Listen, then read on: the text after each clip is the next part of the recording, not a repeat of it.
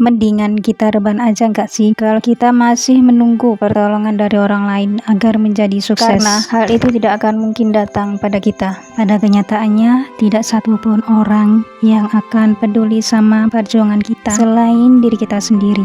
Dan kita bisa melihat di sekitaran kita, teman-teman pada sibuk, keluarga juga punya permasalahan sendiri-sendiri. Orang-orang yang kaya pun itu juga tidak mungkin secara cuma-cuma akan memberikan kita modal untuk berbisnis ataupun berusaha.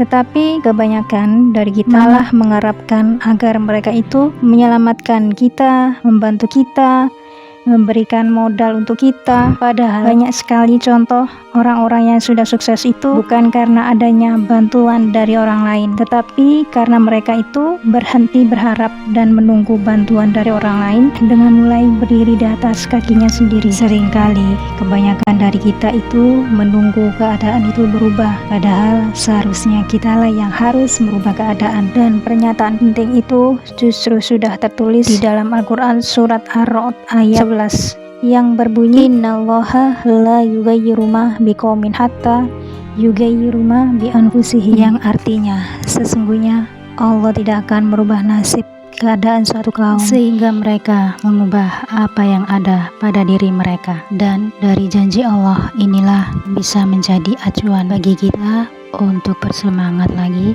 agar nasib kita berubah. Dan setelah kita berusaha dengan menekuni seluruh pekerjaan yang kita bisa, setelah itu kita mengerjakan beberapa amalan.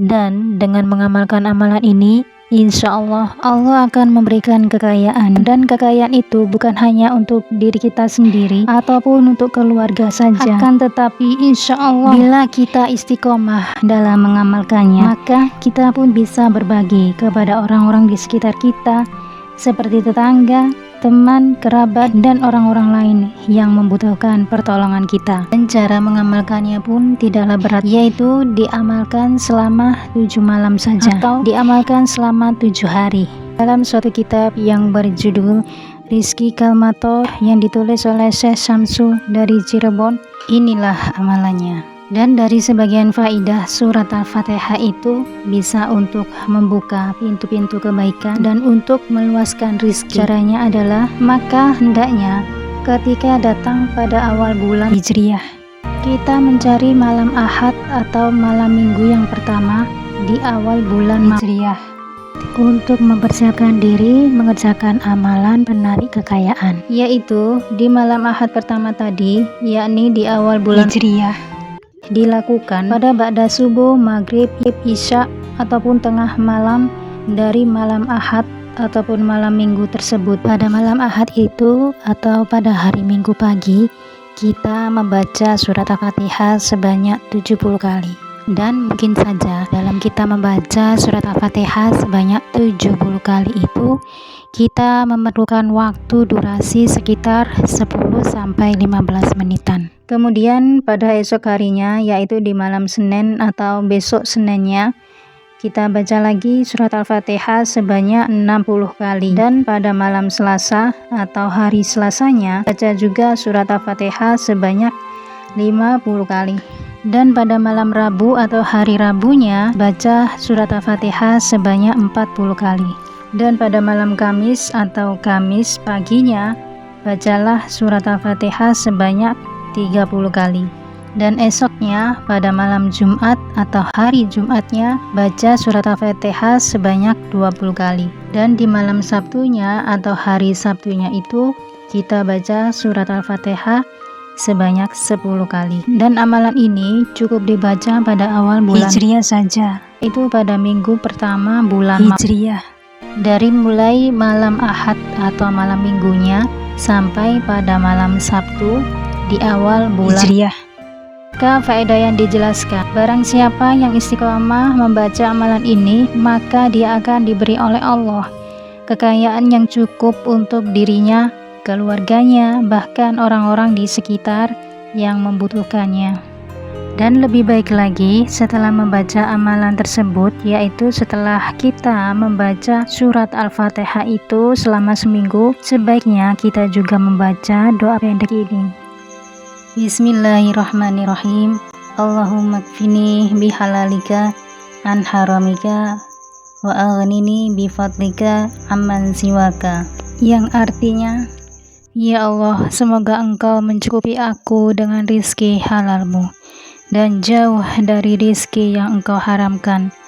Semoga Engkau memberiku kekayaan dengan fadilahmu. Bacanya doa ini adalah 70 kali. Kalau mampu bisa kita baca 700 kali, ataupun kalau lebih mampu lagi boleh membaca sampai 1000 kali.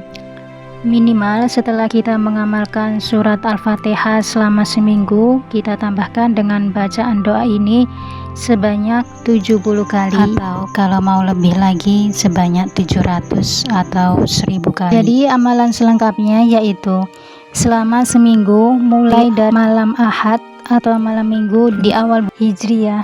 Hendaknya kita yang ingin dijauhkan dari kemiskinan dan mendapatkan kekayaan, hendaknya melaksanakan amalan ini dengan membaca surat Al-Fatihah sebanyak 70 kali pada malam hari Ahad atau hari Minggu di awal bulan Hijriah, dan dengan menambahkan doa kekayaan tersebut sebanyak 70 kali. Dan esok harinya, yaitu pada hari Senin ataupun malam Seninnya, kita baca surat Al-Fatihah sebanyak 60 kali ditambah dengan doa tersebut, yaitu sebanyak 70 kali. Dan pada malam hari Selasa atau hari Selasanya, baca surat Al-Fatihah sebanyak 50 kali beserta doa tersebut sebanyak 70 kali.